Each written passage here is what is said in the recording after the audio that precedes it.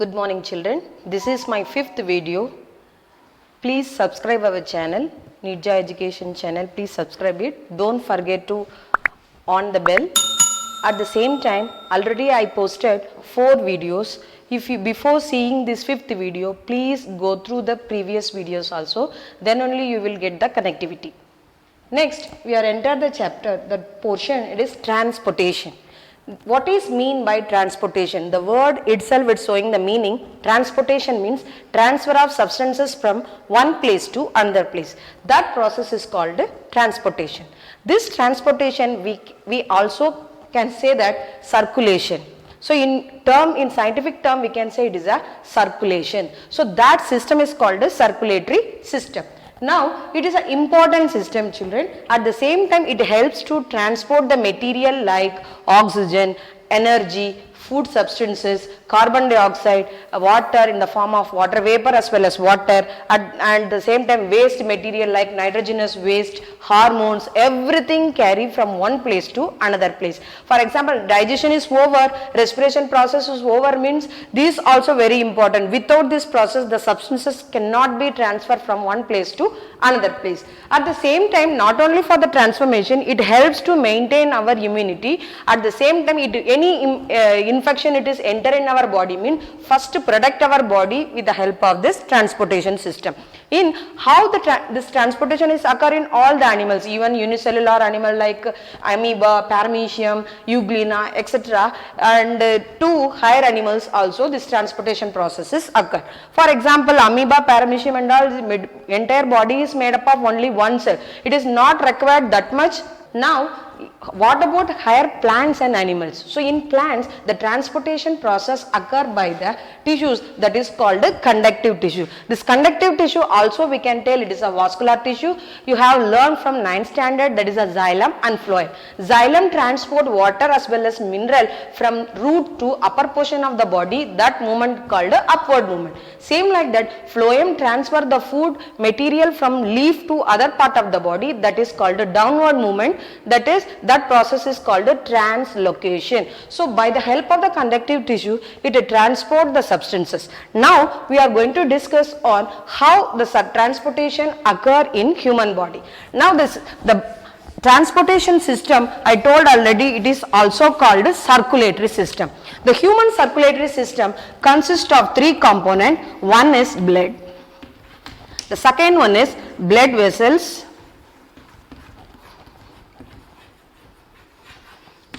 Third one is heart.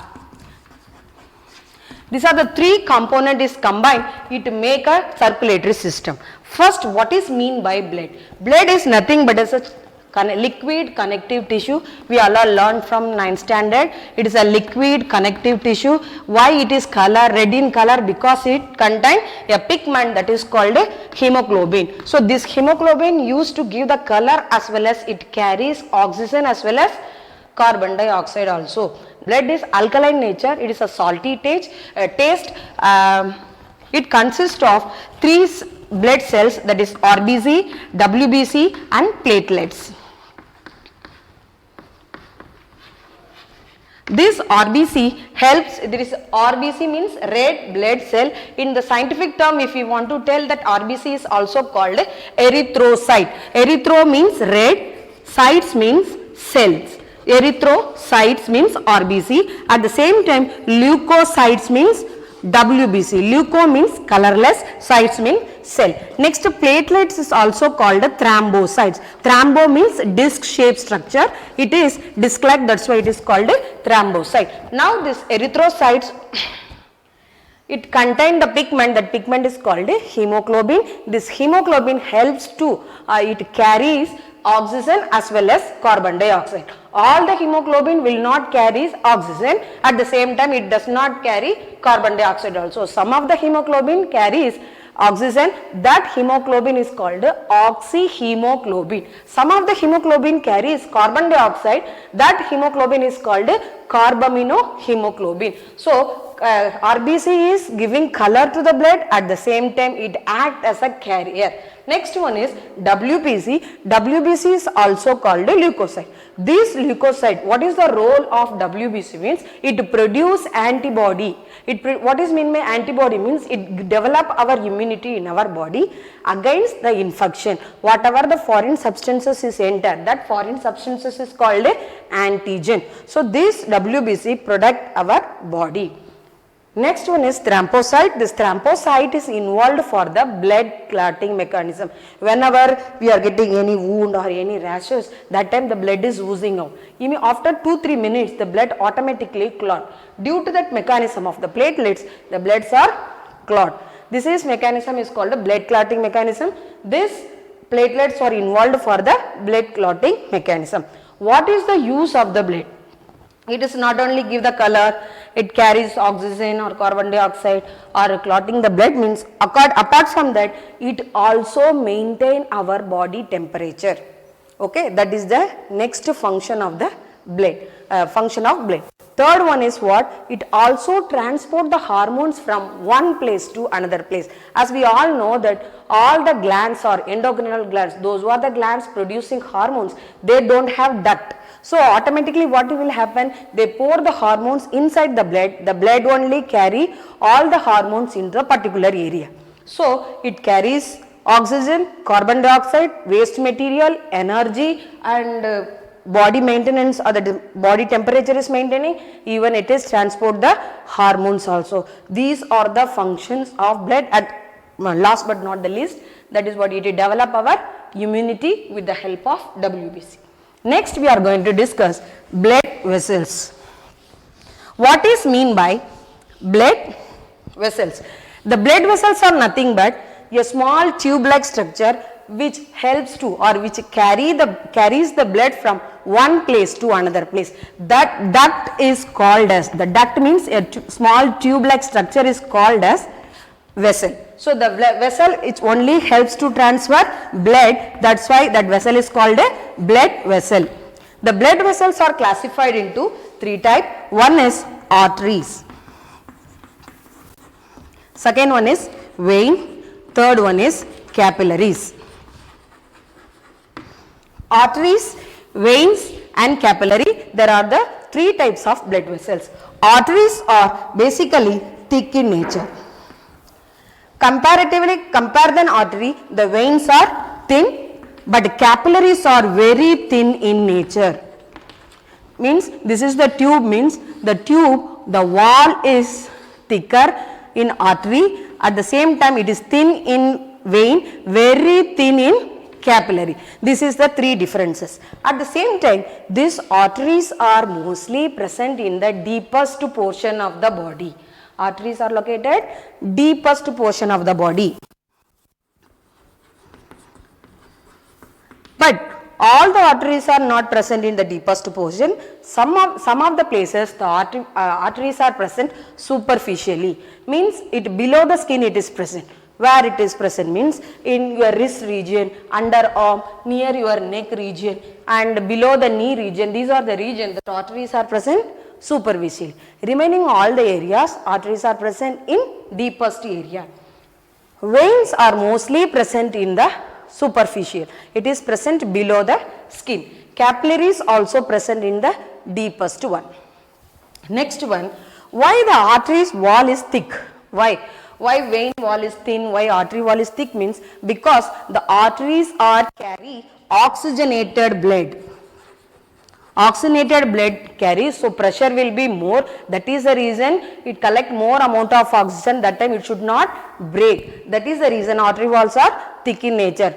Arteries are carry oxygenated blood. What about vein? Veins are carry deoxygenated blood. Means carbon dioxide blood is carried by vein. So that's why the walls are very thin. What about the capillaries? Capillaries are mostly the connector of arteries and vein. In the deepest area, arteries and vein are connected by a long tube. Suppose this is the artery, this is the vein, means the both are connected by a small tube. This is called a capillary. So it will carry both oxygenated as well as deoxygenated blood, but it will not mix each other.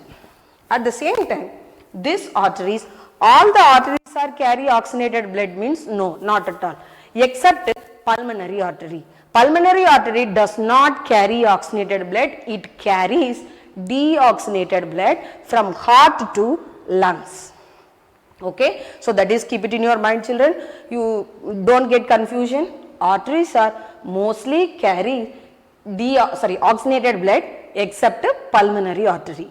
Okay, now veins mostly carry deoxygenated blood but except pulmonary vein. Pulmonary vein means this vein carries oxygenated blood from lungs to heart. Pulmonary means lungs. So it carries oxygenated blood. Clear? These are the next one is valves are present. Suppose what happened in artery, this is artery, this is vein. In vein inside the valves, small knobs are present. Why means it will not allow the carbon dioxide blood very fast. So it make us a speed breaker. It act as a speed breaker, so automatically the fast become slower. But in artery the valves are absent because it carries oxygenated blood very fast. Now we are going to discuss on the structure of human heart. Already we discussed the circulatory system, blood and blood vessels we discussed. Now we are going to discuss on structure of human heart. The human heart is a muscular organ. It is our fist structure only. Adult human heart, if you see inside our palm, we can keep it. That much small organ it is. It is full and full made up of muscles. So it is a muscular organ. Roughly if you see, it is a triangular like structure. The width is 9 centimeter, 12 centimeter length and 9 centimeter width. At the same time, this is the anterior region, this is the posterior region. The posterior region towards the left side, at the same time this is towards the right side. If you see, this is the right portion, that is the left side. And the human heart is consist of 4 chambers, that is a 2 upper chamber and 2 lower chambers. The 2 upper chambers are called auricles. What you can say? Auricle, that is the upper chamber. Auricle or auricles are also called atria. So the upper chamber is called auricles, are also called atria. So this is separated at the side, that is a right auricle and left auricle. Same time there is a below the lower, 2 lower chambers are called ventricle. V for ventricle, no other name. So that is a right ventricle and left ventricle. The upper chamber and lower chamber, that is a right auricle and right ventricle, same like that left auricle and left ventricle, are divided into certain valves. So the right auricle and right ventricle divided by a valve, that valve is called a tricuspid valve. So tri means 3. Here you see this is a 3 knobs are present. So it is a tricuspid valve. The same time left auricle and left ventricle is divided by a valve, that valve is called a bicuspid valve. Bi means 2. This bicuspid valve, it is divided by 2 division, right? This bicuspid valve is also called mitral valve. So bicuspid valve, other name is there, tricuspid valve, no other name. Now this heart is separated in both sides, right and left side, by a cross wall. This cross wall is called septum. Septum is nothing but it is a cross wall separated right side as well as left side. What is the function of right side of the heart and what is the function of left side of the heart, you have to discuss now. Now right side of the heart, it collects deoxygenated blood, means it is a impure blood. In your term, if you want to tell, it is a bad blood or carbon dioxide blood. That blood is collected the right side. In the left side, it collects oxygenated blood, pure blood or good blood, it is collected in the right side. This is the heart. The heart, it is made up of, it is a heart tissues, that is a cardiac muscles, we know that, you learned from 9th standard, that muscle only it is made up of. Now we are going to see around the heart structure, so many blood vessels I draw here, right? One I am giving this is a red, pink color one I am giving, this is name is aorta. A is silent, R is silent, we have to pronounce aorta. This blue color one is called pulmonary artery. Then this is a pink color one, it is called pulmonary veins.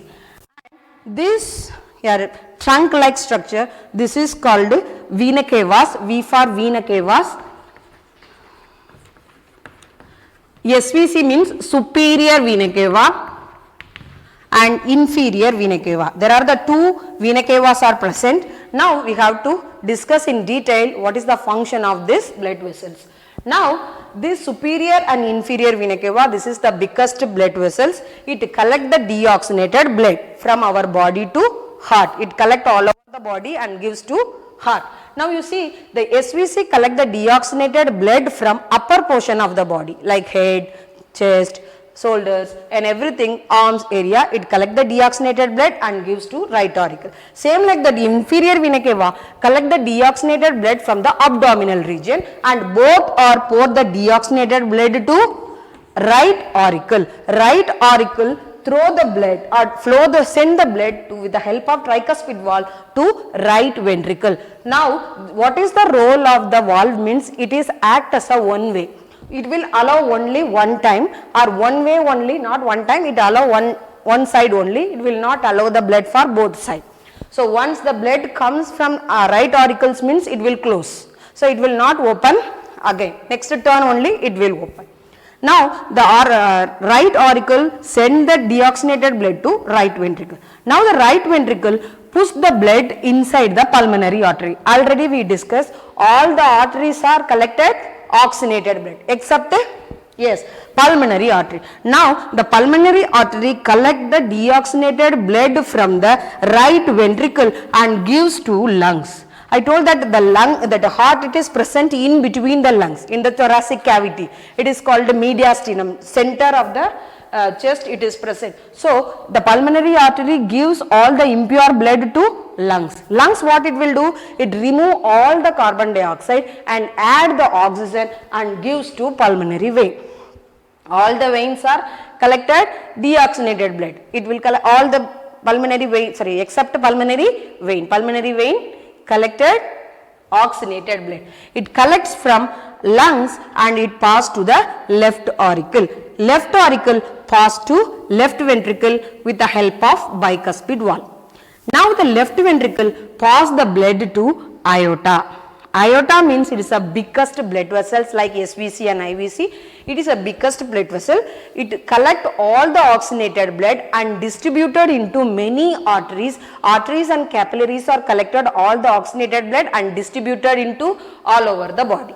This is the function. So now arteries right auricle and left auricle both are filled simultaneously. So both will open, both will throw the deoxygenated and oxygenated blood into right ventricle and left ventricle. So this is occur simultaneously. Okay. So now you see this, I have to make our blood circulation is double blood circulation, children.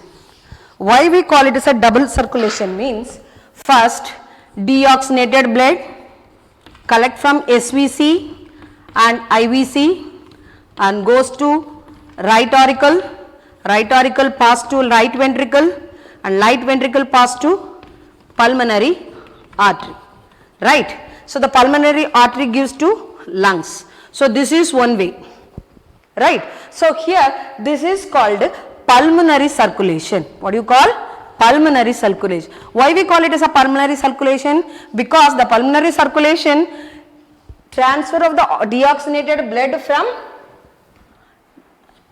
heart to lungs. And the next one is what? From lungs to pulmonary vein collect the blood and gives to left auricle give to left ventricle give to aorta transported to arteries. This is one circulation. This circulation is called systemic circulation, systematic circulation. So the pulmonary circulation and systematic circulation both are combined, it make a complete circulation of the blood. That is called double circulation. What is mean by double circulation means pulmonary circulation and systematic circulation both combined, it make a complete circulation of the blood. That is called a double circulation. I hope you all are understood. We will see in a next video.